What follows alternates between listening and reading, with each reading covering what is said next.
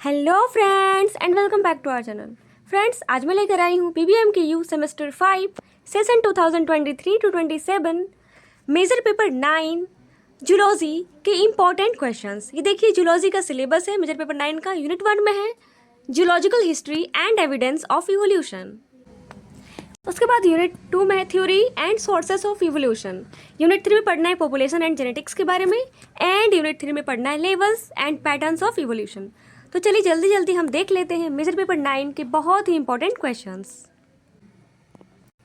ये रहा question number 1, explain geological time scale and geological Ira's in detail. ठीक है, यानी कि जियोलॉजिकल टाइम स्केल के बारे में बताना है और जियोलॉजिकल इरा कितने तरह के होते हैं वो बताना है। तो जियोलॉजिकल टाइम स्केल यानी GTS एक साइंटिफिक फ्रेमवर्क है जो कि हम टाइम को डिवाइड करने में मदद करता है ना। जैसे कि अर्थ का जब से इवोल्यूशन हुआ था, कब से हुआ था देखिए 4.6 बिलियन ईयर्स अगो। तो उस समय से लेकर अभी तक के टाइम को डिफरेंट इंटरवल्स में बांटता है जियोलॉजिकल इवेंट्स के अनुसार, फॉसिल रिकॉर्ड्स के अकॉर्डिंग और इवोल्यूशनरी चेंजेस क्या क्या हुए थे उसके अनुसार वो इंटरवल्स में बांटता है। ठीक है, तो क्या है basis of geological time scale? Geological time scale is constructed using study of rocks, fossil records and radiometric dating techniques. अब देखिए मेजर जियोलॉजिकल एराज कौन कौन से थे, है ना। तो पहला है प्री कैम्ब्रियन एरा, यानी जब ओरिजिन ऑफ लाइफ का ओरिजिन होना स्टार्ट हुआ था। ये करीब 4.6 बिलियन ईयर्स अगो से लेकर 541 मिलियन ईयर्स अगो तक के बीच का जो समय था वो है प्री कैम्ब्रियन एरा। इसमें देखिए फॉर्मेशन हुआ था अर्थ क्रस्ट और ओशियंस का इस समय के दौरान। Origin of first life forms, यानी पहला जो लाइफ फॉर्म हुआ था उसका ओरिजिन यानी अस्तित्व में आया था। तो पहले लाइफ फॉर्म्स कौन आए थे देखिए, प्रोकारियोट्स आए थे पहला, ठीक है, अर्थ पे। इवोल्यूशन ऑफ साइनोबैक्टीरिया, ठीक है, यानी जो कि ऑक्सीजन प्रोडक्शन करता था साइनोबैक्टीरिया, तो इसी पीरियड के दौरान ओरिजिन में आए थे। इसका बायोलॉजिकल इंपॉर्टेंस क्या है, तो ये बिगिनिंग ऑफ लाइफ ऑन अर्थ। इस दौरान क्या हुआ था, अर्थ में लाइफ का स्टार्ट हुआ था, है ना, अर्थ में लाइफ स्टार्ट हुआ था और सिंपल यूनिसेलुलर ऑर्गेनिज्म का डेवलपमेंट होना स्टार्ट हो गया था। सेकंड में आता है पैलियोजोइक एरा, जिसको कि बोलते हैं एंसाइंट लाइफ एरा। ये 541 मिलियन से लेकर के 252 मिलियन ईयर्स अगो तक का समय था। इसमें क्या क्या इवेंट्स हुए थे, एक्सप्लोजन ऑफ मैरीन लाइफ, है ना, मैरीन लाइफ का एक्सप्लोजन स्टार्ट हो चुका था। फर्स्ट वर्टिब्रेट्स अराइज हो चुके थे। फर्स्ट वर्टिब्रेट्स देखिए कौन कौन है, फिशेस को फर्स्ट वर्टिब्रेट्स, तो इस दौरान ही इसी पीरियड में अराइज हो गए थे। Evolution of amphibians to reptiles, reptiles कैसे बने थे, एम्फीबियन से रेप्टाइल्स इसी दौरान बन चुके थे। ठीक है, इसका महत्व क्या है, transition of life from water to land. जो पहले वाटर में रहने वाले जीव थे उनका इवोल्यूशन स्टार्ट हो गया था और वो लैंड पे रहने स्टार्ट हो गए थे, है ना। फॉर्मेशन ऑफ अर्ली फॉरेस्ट, जंगलों का बढ़ना भी शुरू हो गया था। और थर्ड इरा है मीसोजोइक इरा। इसको हम लोग एज ऑफ रेप्टाइल्स कहते हैं। ये 252 मिलियन से लेकर के 66 मिलियन ईयर्स अगो तक का समय था। इसमें डायनासोर काफ़ी ज़्यादा मात्रा में पाए जाते थे इसी दौरान। ठीक है, evolution of first bird and mammals और ब्रेकअप ऑफ सुपर कॉन्टिनेंट पेंगिया इसी दौरान हुआ था। ठीक है, और देखिए याद रखिएगा आप लोग 66 मिलियन ईयर्स अगो पहले डायनासोर समाप्त भी हो चुके थे। ठीक है,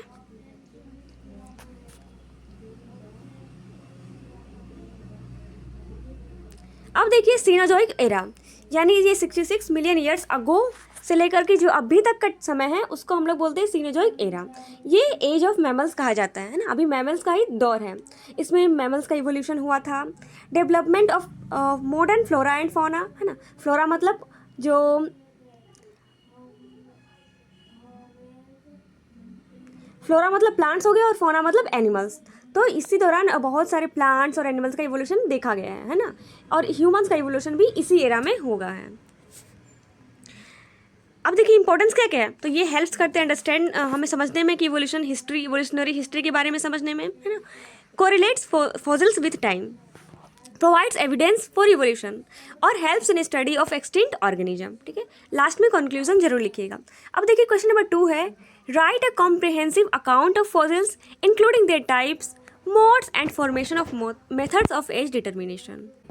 ठीक है, तो फॉसिल्स क्या है उसके बारे में बताना है और फॉसिल का टाइप कौन कौन सा है और हम लोग फॉसिल का एज कैसे डिटरमाइन करते हैं ये बताना है। तो देखिए fossils are defined as the preserved remains, है ना, इम्प्रेशंस और traces of organisms that lived in geological past, है ना, जो भी ऑर्गेनिज्म पास्ट में रहते थे उनका जो ट्रेसेस है ना, उनका जो क्या बोलते हैं उसको,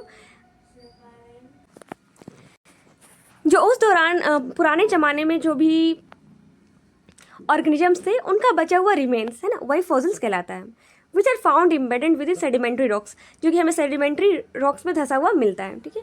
the study of fossils is known as palaeontology, ठीक है, which plays a crucial role in understanding origin of evolution of life. तो फॉसिल से हमें समझने में मदद मिलता है कि origin of evolution of life on earth कैसे हुआ था, है ना, यानी कि लाइफ का ऑरिजिन कैसे हुआ था और इवोल्यूशन कैसे हुआ अर्थ पे, तो फॉसिल्स के द्वारा ही हम लोग समझ पाते हैं। नेक्स्ट देखिए नेचर और अकरेंस ऑफ फॉसिल्स, यानी फॉसिल्स किस फॉर्म में मिलते हैं, ठीक है। तो fossils are mostly found in sedimentary rocks such as sandstone, limestone etcetera, ठीक है। हार्ड पार्ट्स लाइक बोन्स हो गए, टीथ हो गए, सेल्स हो गए, ये सब भी प्रिजर्व करके रखा जाता है, ठीक है। और सॉफ्ट पार्ट जो हो गए वो रैपिड डिकम्पोजिशन के कारण प्रिजर्व रहता है, ठीक है। अब देखिए टाइप्स कौन कौन से होते हैं फॉसिल्स के। पहला है बॉडी फॉसिल्स, ये क्या होते हैं, these are actual remains of the organism. ये क्या है, बॉडी फॉसिल्स, वैसे फॉसिल्स जो कि ऑर्गेनिज्म का एक्चुअल बचा हुआ चीज़ कोई हो गया, जैसे कि बोन्स ऑफ वर्टिब्रेट्स, है ना, बोन्स हो गया, उसके बाद टीथ हो गया, सेल्स हो गया, तो ये सब भी फॉसिल्स हो गए जो पहले के ज़माने में या पहले किसी भी ऑर्गेनिज्म का जो बचा हुआ, ये सब है, टीथ हो गया, सेल हो गया, या फिर हड्डियाँ हो गई, वो सब फॉसिल्स हो गए, बोन्स फॉसिल, ठीक है, बॉडी फॉसिल्स, सॉरी। उसके बाद है देखिए ट्रेस फॉसिल्स, इसमें आगे फुटप्रिंट्स हो गए, ट्रैक्स आ गए, ब्यूरोज आ गए और फॉसिल फेसेस आ गया, फिशेस, ठीक है, तो ये सब आ गया ट्रेस फॉसिल्स में आ गया। नेक्स्ट टाइप है मोल्ड एंड कास्ट फॉसिल्स। इसमें क्या होता है, मोल्ड क्या होता है, देखिए impression left after the organism decay. Decay मतलब क्या होता है, इन सिंपल वर्ड्स डिके मतलब सड़ जाना, है ना, तो कोई भी ऑर्गेनिज्म या मतलब ऑर्गेनिज्म अगर डिके हो जाता है, डिकम्पोजिशन हो जाता है उससे, इसका तो कुछ कुछ इम्प्रेशन बच जाता है, तो वही हो गया मोल्ड। और कास्ट क्या होता है, formed when animals fill the mould, है ना, मोल्ड जब भर जाता है, formed when minerals filled the mould, है ना, जब ये बचा हुआ इम्प्रेशन में मिनरल्स भर जाते हैं तो उसको कास्ट बोलते हैं, ठीक है। Provides information about external shape, तो ये बताता है कि एक्सटर्नल शेप कैसा हो सकता है। अब एज डिटरमाइन कैसे करते हैं फॉसिल्स का, कि कोई फॉसिल्स हमें मिला है तो कैसे पता करेंगे कि वो कितना पुराना है, इसके लिए बहुत सारे मेथड्स होते हैं, ठीक है। इट इज़, ये क्यों ज़रूरी है एज डिटर्मिनेशन करना, ताकि हमें इवोल्यूशनरी हिस्ट्री के बारे में पता चले। Placing organism in the geological time scale, है ना, कौन सा ऑर्गेनिज्म किस जियोलॉजिकल टाइम में आया था वो हमें पता चले, तभी तो हमें पता चला फॉसिल मिलने के कारण है कि डायनासोर कितने समय पुराना हो सकते हैं, ठीक है। Study the sequence of life on अर्थ, ठीक है, तो ये सब इंपॉर्टेंस है फॉसिल्स का एज डिटरमाइनिंग करने के लिए, ठीक है। और मेथड्स क्या क्या हैं, तो देखिए पहला है रिलेटिव डेटिंग मेथड्स, जिसको कि हम लोग बोलते हैं स्टेटियोग्राफिक मेथड, ठीक है, ये एक मेथड है जिसमें कि फॉसिल्स का एज डिटरमाइन होता है दूसरे फॉसिल्स रॉक लेयर्स का कंपैरिजन में, ठीक है। और ये जो है एग्जैक्ट ईयर्स नहीं बताता है, लेकिन लगभग बताता है ना, आसपास का ईयर्स बता सकता है ये मेथड, रिलेटिव डेटिंग मेथड, ठीक है। इसमें कौन कौन से प्रिंसिपल यूज़ किए जाते हैं, देखिए पहला है लॉ ऑफ सुपरपोजिशन, यानी जो निकोलस के द्वारा प्रपोज किया गया था। ये कहता है कि लोअर रॉक लेयर्स, जो रॉक का लोअर लेयर है वो पुराना होता है और अपर लेयर्स यंगर होता है। प्रिंसिपल्स ऑफ फनल सक्सेशन, ये भी प्रिंसिपल यूज किया जाता है। Fossils appear in a definite chronological order, ठीक है, older fossils differ from younger once, ये बताता है। तो इस तरह से हम पता कर सकते हैं कि कौन सा फॉसिल्स कितना पुराना है। तीसरा है कोरिलेशन ऑफ स्ट्रेन, ठीक है, और इसका एडवांटेज क्या है, जो ये रिलेटिव डेटिंग है, ये मेथड जो है वो सिंपल और वाइडली यूज़ किया जाता है ना, ये बहुत ही सिंपल होता है, ये लार्ज स्केल कंपैरिजन में बहुत यूज़फुल होता है, लेकिन इसका कुछ लिमिटेशंस है, यानी डीमेरिट भी है, ठीक है। ये एग्जैक्ट एज नहीं पता कर पाता है, अगर अर्थक्वेक आ गया, फोल्डिंग आ गया तो इससे डिस्टर्बेंस क्रिएट हो जाता है, जिससे कि एक्यूरेसी अफेक्ट हो सकता है, ठीक है, यानी कि एग्जैक्ट नहीं बताएगा ये। और दूसरा मेथड है हमारे पास एब्सोल्यूट डेटिंग मेथड, जिसको कि रेडियोमेट्रिक डेटिंग बोलते हैं। ये क्या है, absolute dating determine the actual as of fossils in years using radio active decay, ठीक है, तो ये एक्चुअल एज बताता है फॉसिल्स का, ठीक है, रेडियो एक्टिव डिके का यूज करके। इसमें कौन सा प्रिंसिपल यूज होता है, देखिए सर्टेन कुछ एलिमेंट जो रेडियो एक्टिव होते हैं वे क्या करते हैं, वो डिके हो जाते हैं, ठीक है, बाय मेजरिंग डिके, तो हम डिके को मेज़र करके मेज़र करके हम फॉसिल्स का एज भी पता लगा सकते हैं, ठीक है। अब एब्सोल्यूट डेटिंग में जो है, एब्सोल्यूट डेटिंग का भी कई मेथड्स होते हैं इसमें। पहला होता है रेडियो कार्बन डेटिंग, ठीक है। इसमें देखिए यानी कि कार्बन 14 मेथड, ठीक है, जो लिविंग ऑर्गेनिज्म, जैसा कि आप लोग सब जानते हैं कि सभी लिविंग ऑर्गेनिज्म में कार्बन पाए जाते हैं ना, कार्बन 14। तो डेथ के बाद यही C4 डिके होने लगता है नाइट्रोजन में, है ना। तो इससे हम लोग जो कि 50,000 ईयर्स तक हो सकता है। तो इस मेथड का यूज करके हम 50,000 ईयर्स तक के फॉसिल्स का पता लगा सकते हैं, ठीक है। ये रिसेंट फॉसिल के लिए यूज होता है और आर्कियोलॉजिकल रिमेन्स के लिए यूज होता है। लेकिन इसका कुछ कुछ डिमेरिट है, जैसे कि ये बहुत पुराने यानी कि 50,000 साल से अधिक पुराना फॉसिल्स होगा तो उसका एज डिटरमाइन नहीं कर पाएगा ये मेथड। दूसरा है यूरेनियम लीड डेटिंग। तो यूरेनियम जब डिके होता है लीड में, ठीक है, ये मिलियंस से बिलियंस ईयर्स ऑफ पुराना फॉसिल्स के बारे में बता सकता है, ठीक है। इसका यूज कहाँ आता है? बहुत ही पुराने रॉक्स हो गए और पुराने फॉसिल्स का एज पता करने में, ठीक है। थर्ड है पोटेशियम आर्गन डेटिंग। ये बहुत ही पुराना होता है, ठीक है, बहुत ही पुराना फॉसिल्स को एज डिटरमाइन करने में किया जाता है यूज, ठीक है। तो ये रहे दोनों methods age determining of fossils के, ठीक है। अब देखिए नेक्स्ट क्वेश्चन है हमारे पास, question number 3, describe the evolution of man in detail with all important stages and their characteristics. यानी मैन जो अभी आप लोग देख रहे हैं मॉडर्न मैन हम लोग, तो वो कितने सारे स्टेजेस ऑफ इवोल्यूशन से गुजर कर बने हैं, ठीक है। तो देखिए the evolution man refers to the evolution of man refers to the gradual development of modern humans Homo sapiens from primitive primate and ancestor of over million of years, ठीक है। यानी आज के जो होमो सेपियंस हैं वो कैसे इवॉल्व हुए पुराने एंसेस्टर से, इसमें मिलियन ऑफ ईयर्स लग गए थे, ठीक है। तो ह्यूमन किस ऑर्डर से बिलोंग करता है? प्राइमेट्स, ऑर्डर प्राइमेट है और फैमिली है होमिनिड है, ठीक है।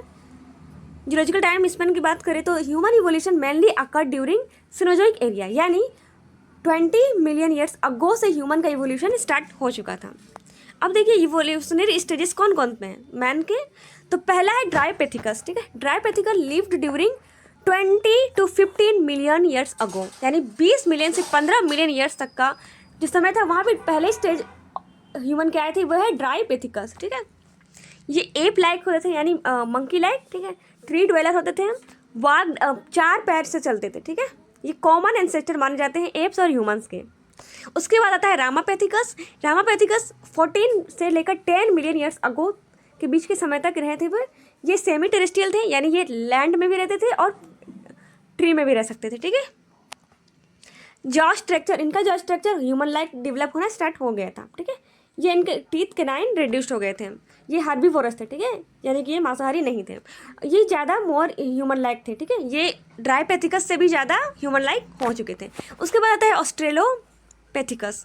ये 4 से लेकर 2 मिलियन ईयर्स अगो तक रहते थे, ठीक है। ये बाईपेडल, फर्स्ट बाईपेडल होमिनिड, यानी कि पहला जो 2 पैर से चलना इन्होंने स्टार्ट किया था ऑस्ट्रेलोपिथिकस ने। इनका ब्रेन साइज था 400 से 500 क्रेनियल कैपेसिटी, ठीक है। ये अफ्रीका में रहते थे और बाद में अदर पार्ट्स में फैल गए थे। होमो हिबिलिस उसके बाद स्टेज आता है, जिसको कि हैंडीमैन बोलते हैं। ये 2 मिलियन से 1.5 मिलियन ईयर्स अगो तक रहते थे। इनका ब्रेस्ट साइज बढ़ा, 600 से 800 क्रेनियल कैपेसिटी हो गया था। ये फर्स्ट ह्यूमन के एंसेस्टर थे जिन्होंने स्टोन ट्यूल्स का यूज करना स्टार्ट किया था, ठीक है। ये ऑमनिवोरस थे, यानी दोनों खाते थे, ठीक है। और उसके बाद आता है नेक्स्ट स्टेज है होमो इरेक्टस। ये 1.5 मिलियन से 0.3 मिलियन ईयर्स अगो तक रहते थे। ये फुल्ली अपराइट पोस्चर, यानी सीधे खड़े होने लगे थे। ये ब्रेन साइज इनका देखिए बढ़ते ही जा रहा था। 900 से 1100 क्रेनियल कैपेसिटी हो चुका था। ये फायर का यूज करना इन्होंने सीख लिया था और ये ग्रुप्स में रहना भी सीख लिए थे इन्होंने। उसके बाद आता है होमो हेडलबर्जियन जेनेसिस, ठीक है। ये 6 लाख से 2 लाख ईयर्स अगो तक रहते थे, ठीक है। ये intermediate between actors and sapiens का इंटरमीडिएट कहलाते हैं। इनका ब्रेन साइज था 1200 कैपेसिटी, ठीक है। इन्होंने एडवांस टूल्स का यूज करना स्टार्ट कर दिया था। उसके बाद आता है होमो निएंडरथैलेंसिस, जिसको कि हम लोग शॉर्ट फॉर्म में बोल देते हैं निएंडरथल मैन। ये रहते थे करीब 4 लाख से 40,000 ईयर्स अगो के बीच में। ये स्ट्रॉन्ग हुआ करते थे, है ना। कोल्ड क्लाइमेट में इन्होंने अपने आप को ढाल लिया था, ठीक है। ब्रेन साइज देखिए वो काफ़ी बढ़ चुका था, 1400 क्रेनियल कैपेसिटी हो चुका था, ठीक है। और कल्चर का एविडेंस उनका देखने को अभी भी मिलता है। उसके बाद आगे होमोसेपियन जो है मॉडर्न मैन, ठीक है, इनका ये करीब 20,000 ईयर्स अगो से स्टार्ट हो गए थे इनका इवोल्यूशन, ठीक है। ब्रेन साइज जो था वो 1300 से 1400 क्रेनियल कैपेसिटी है जो अभी मैन पाए जाते हैं, यानी हम लोग होमोसेपियंस है, ठीक है। हाईली डेवलप्ड इंटेलिजेंस है, लैंग्वेज आर्ट एंड कल्चर काफ़ी डेवलप हो चुका है और एडवांस टूल्स एंड सिविलाइजेशन है, ठीक है। और इवोल्यूशनरी ट्रेंड हमें देखने को क्या क्या मिला, तो जैसे जैसे स्टेजेस इवॉल्व हुआ वैसे वैसे ब्रेन साइज बढ़ता गया है ना, यानी 400 से लेकर 14,000 तक पहुंच गया, 1400 तक सॉरी। डेवलपमेंट ऑफ बाइपेडलिज्म, यानी पहले 4 पैर से चलते थे अब 2 पैर से चलने लगे हैं, ठीक है। जॉज और टीथ का रिडक्शन हो चुका था और इंटेलिजेंस बढ़ते जा रहा है, लैंग्वेज का डेवलपमेंट हो रहा है, टूल मेकिंग एबिलिटी भी बढ़ता जा रहा है ना, तो ये इवोल्यूशन में हमें देखने को मिला। सिग्निफिकेंस क्या है, explain origin of modern humans आज के ह्यूमन कैसे बने वो बताता है हमें। बायोलॉजिकल एंड कल्चरल डेवलपमेंट दिखाता है, helps understand human behaviour. Question number 4 है, देखिए question number 4, describe the fossil history and evolution of horse in detail.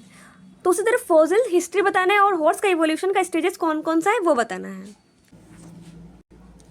The evolution of horse is one of the most complete and well documented example of evolution supported by continuous fossil records, ठीक है। बहुत ही अच्छा example है evolution का। It shows gradual transformation from a multi toed small ancestor to a large single hoofed modern horse, यानी ये हमें बताता है कि कैसे एक छोटे जो पहले जो हॉर्स हुआ करते थे, पहले हॉर्स के एंसेस्टर वो बहुत ही छोटे साइज के थे, उनके जैसे कि आज के हॉर्स में क्या दिखता है, 2 खुर दिखते हैं, है ना, 1 खुर रहता है, लेकिन पहले ही टोज था बहुत सारा, ठीक है। तो उससे कैसे एक सिंगल हुफ्ड मॉडर्न हॉर्स का इवोल्यूशन हुआ वो देखने को अच्छा से समझ में आता है हमें। तो हॉर्स का इवोल्यूशन स्टार्ट हुआ था करीब 55 मिलियन ईयर्स अगो से, ठीक है। इवोल्यूशनरी स्टेजेस में पहला स्टेज है इयोहिपस, जिसको कि डाउन हॉर्स कहा जाता है। ये लिव्ड ड्यूरिंग योसिन अपोज के दौरान रहते थे, यानी 55 मिलियन ईयर्स अगो, ठीक है। ये इनका साइज स्मॉल डॉग की इतना था।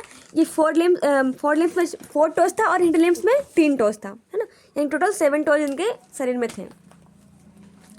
Teeth suited for browsing lips, ठीक है। हैबिटेट ये डेंस फॉरेस्ट में रहते थे। उसके बाद आता है म्यूजोहिपस करीब 40 मिलियन ईयर्स अगो रहा करते थे। ये लार्जर बॉडी साइज उनका हो चुका था। 3 टोज इन बोथ लिम्स, अब दोनों टोज में 3 लिम्स हो गए थे, ठीक है। 3 टोज सॉरी 3 उंगलियां दोनों लिम्स में हो गए थे, हाथों में और पैरों में, ठीक है। लॉन्गर लेग्स जो होता था और ब्रेन जो भी डेवलप होना स्टार्ट हो चुका था, ठीक है। उसके बाद 3rd स्टेज है मेरिचिपस, जो कि करीब 25 मिलियन ईयर्स अगो में रहते थे। ये ग्रासलैंड हैबिटेट को अपना चुके थे, क्योंकि पहले वाले जो स्टेजेस थे वे डेंस फॉरेस्ट में रहते थे, लेकिन मेरिचिपस ग्रासलैंड हैबिटेट को अपना चुके थे, ठीक है। टीथ बिकम हाई क्राउन, है ना, यानी कि घास चढ़ने के लिए टीथ उस हिसाब से इवॉल्व हो चुका था। नेक्स्ट स्टेज है प्लायोहिपस, ये करीब 10 मिलियन ईयर्स अगो तक के बीच का समय जो वहाँ रहते थे, ठीक है। इनका अब सिंगल हुप हो चुका था, ठीक है, यानी कि अब आज की जो खूर देखने को मिलता है वैसा। ये फास्ट रनर बन चुके थे और fully adapted to open grassland, है ना, यानी कि पूरे मैदानी इलाकों के लिए ये बन चुके थे। अब है 5th स्टेज जो अभी के मॉडर्न हॉर्स है, यानी कि इक्वस, ठीक है। ये करीब 2 मिलियन ईयर्स अगो से इवॉल्व होना स्टार्ट हो चुके थे। ये लार्ज और स्ट्रॉन्ग बॉडी था इनका, सिंगल हुप यानी एक ही खुर पाया जाता है, हाईली स्पेशलाइज्ड टीथ और हाईली डेवलप्ड ब्रेन है इनका पहले वाले के मुकाबले में, ठीक है। तो इवोल्यूशनरी ट्रेंड देखने को मिलता है कि जैसे जैसे इवोल्यूशन होता गया वैसे साइज भी इंक्रीज होता गया, ठीक है। टोज का नंबर भी इंक्रीज हो चुका था, पहले 4 था, उसके बाद 3 हुआ, उसके बाद अब सिंगल खुर पाया जाता है। अब मॉडिफिकेशन ऑफ टीथ भी होने लगा, है ना, ब्रेन डेवलपमेंट भी ज़्यादा होने लगा और हैबिटेट भी शिफ्ट हुआ, यानी पहले फॉरेस्ट में रहते थे अब ग्रासलैंड में रहने लगे। सिग्निफिकेंस क्या है, तो best fossil evidence of evolution प्रदान करता है, है ना, demonstrate adaptive radiation, shows effect of environment changes, supports Darwin's theory of natural selection. Next है question number 5, explain Lamarckism and neo Lamarckism in detail. Lamarckism क्या होता है, सबसे पहले देखिए, तो Lamarckism is one of the earliest theory of evolution proposed by French scientist Jean Baptiste Lamarck, ठीक है, in 1909 in his book philosophy zoologic, ठीक है। यानी लैमार्किज्म एक अर्लीस्ट थ्योरी है इवोल्यूशन का, जो कि लैमार्क ने दिया था 1809 में अपने बुक फिलोसॉफी जूलॉजिक में।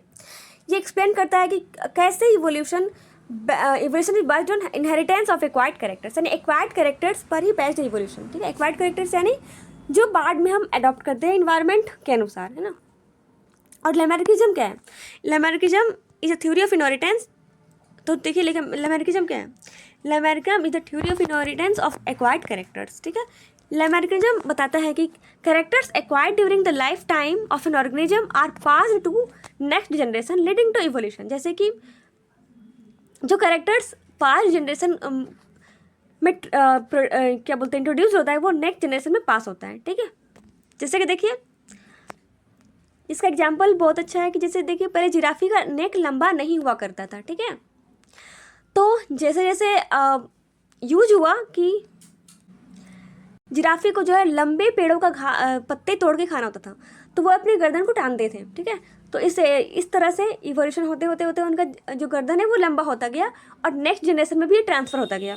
तो लैमार्क के अनुसार यही थ्योरी, ये इसका मतलब यही था कि एक्वायर्ड कैरेक्टर्स हम लोग मतलब एक्वायर्ड कैरेक्टर जो है एक जनरेशन से दूसरे जनरेशन में ट्रांसफ़र होता है। ठीक है, लेकिन ये झूठ है। देखिए आपको पता चल के बाद में ये देखिए प्रिंसिपल ऑफ लैमार्किज्म क्या है? Internal vital force, effect of environment, है ना, इन्वायरमेंट के कारण भी चेंजेस आते हैं।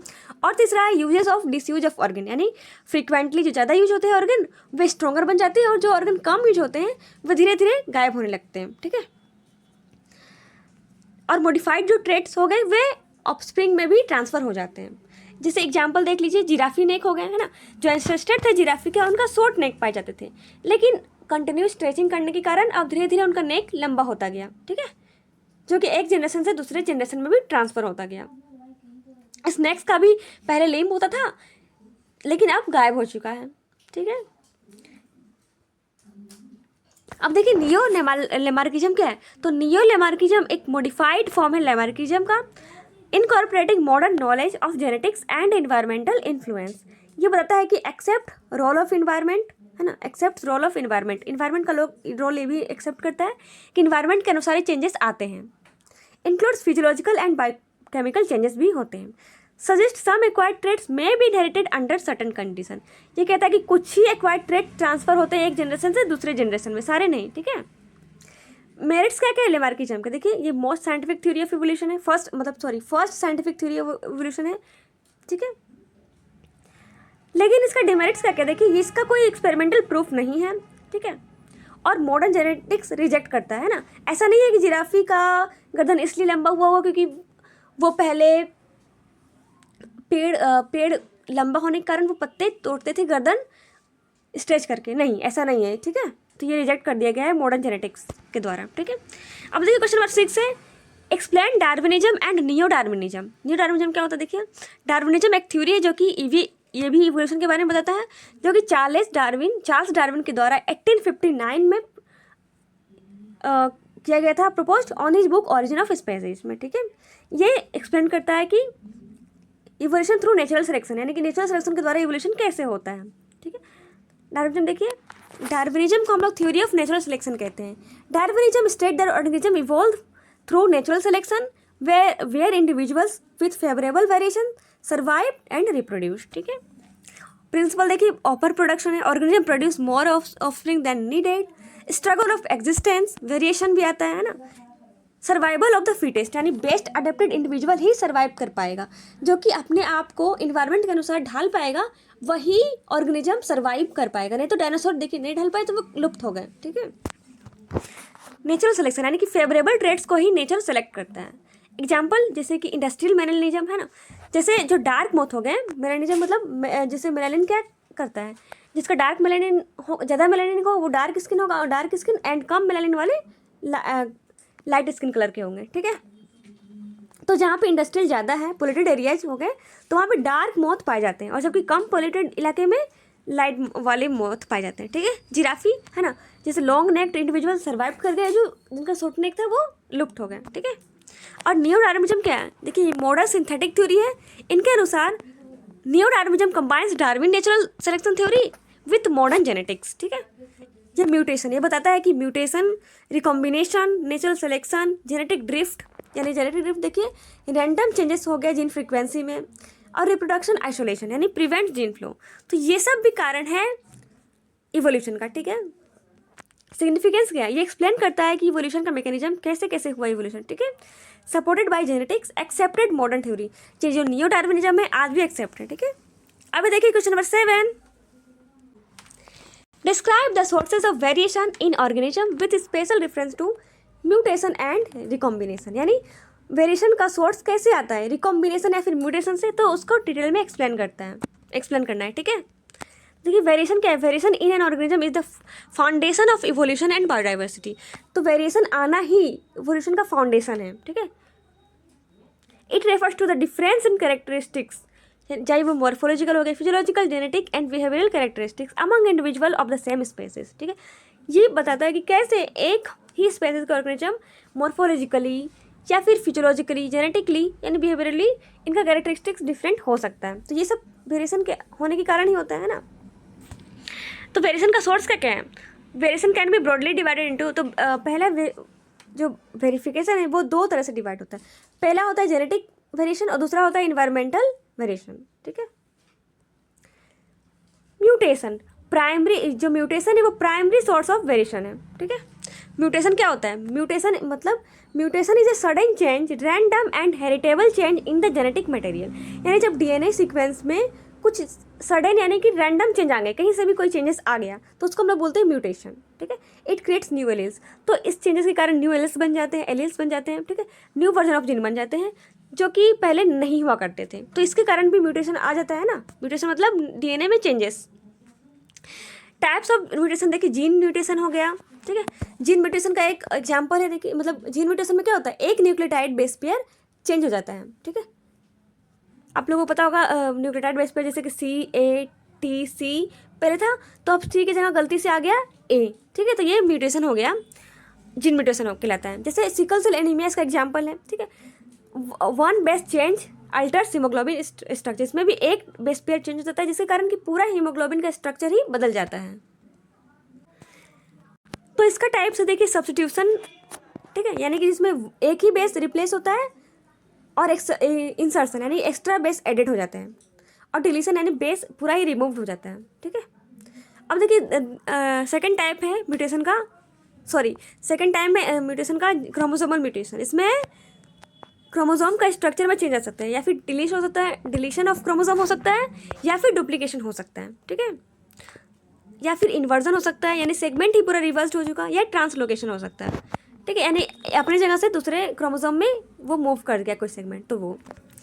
अब थर्ड टाइप है इसका, देखिए जीनोमिक म्यूटेशन, यानी change in chromosome number, chromosome का नंबर में चेंजेस आ गए, है ना। तो जैसे कि ह्यूमन मान लीजिए 46 क्रोमोसोम होते हैं, तो किसी में 46 की जगह 47 क्रोमोसोम आ गए, तो ये भी वेरिएशन क्रिएट कर देते हैं। जैसे एनीप्लोइडी है ना, यानी ट्राइसोमी आ गए, और पॉलीप्लोइडी जो कि प्लांट्स में कॉमन है। जैसे कि डाउन सिंड्रोम कब होता है, जब एक्स्ट्रा क्रोमोसोम नंबर 21 ऐड हो जाता है, ठीक है, तब। तो इसका एग्जाम्पल है जीनोमिक म्यूटेशन का डाउन सिंड्रोम।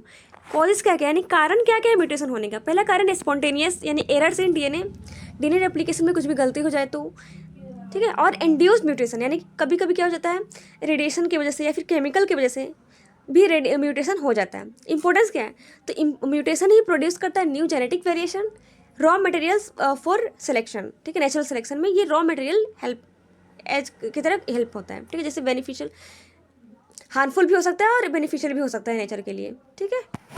अगर म्यूटेशन नहीं होता तो न्यू ट्रेट नहीं बनता, ठीक है। तो ये इसका फ़ायदा है, लेकिन नुकसान भी है क्योंकि बहुत सारी बीमारियां हो जाती है, जैसे डाउन सिंड्रोम हो गया, सिकल सेल एनीमिया, ये सब। अब रिकॉम्बिनेशन क्या हो गया, देखिए recombination is the process of rearranging existent genetic material to produce new combination of jeans.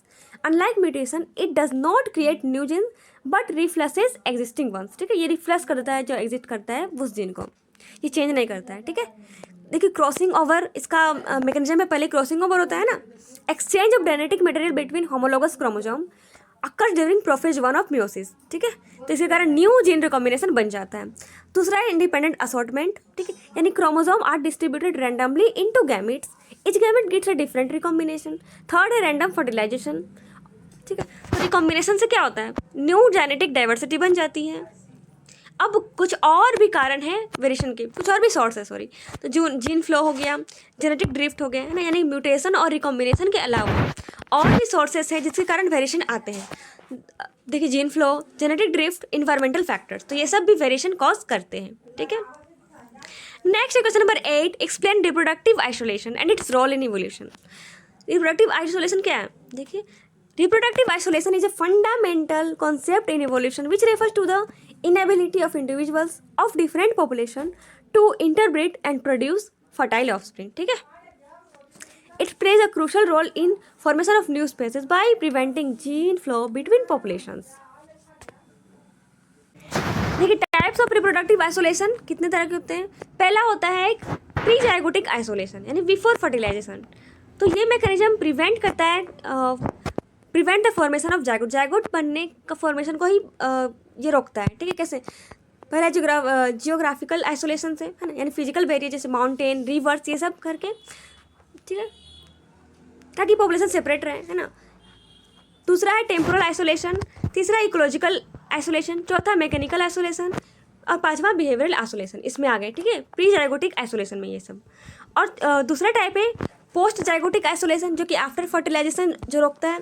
तो वो आता है, ये फर्टिलाइजेशन के बाद होता है, जैसे हाइब्रिड इनअवेलेबिलिटी, इनवायबिलिटी, ठीक है। दूसरा है हाइब्रिड स्टेरिलिटी, इसका एग्जांपल है म्यूल, ठीक है।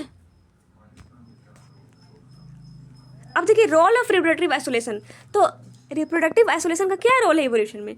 ये प्रिवेंट जीन फ्लो को प्रिवेंट करता है, promote genetic divergence, leads to speciation, maintains specific integrity. अब स्पेसिएशन क्या है? देखिए तो speciation is a process by which new species are formed, ठीक है। स्पेसिएशन क्या है? स्पेसिएशन एक प्रोसेस है जिससे कि न्यू स्पेसीज फॉर्म्ड होता है एक्सिस्टिंग पॉपुलेशन से ही, ठीक है। न्यू स्पेसीज का फॉर्मेशन को स्पेसिएशन कहते हैं। Modes of speciation, allotropic speciation है, ठीक है, इसका एग्जाम्पल हो गए जैसे स्पेसीज सेपरेट बाय माउंटेन्स, ठीक है। दूसरा है सिम्पैट्रिक स्पेसिएशन, ठीक है, जिसमें आगे इसका कारण है जीन म्यूटेशन, पॉलीप्लॉइडी और इकोलॉजिकल डिफरेंसेस। तीसरा है पैरापैट्रिक स्पेसिएशन, ठीक है। चौथा है पेरीपैट्रिक स्पेसिएशन।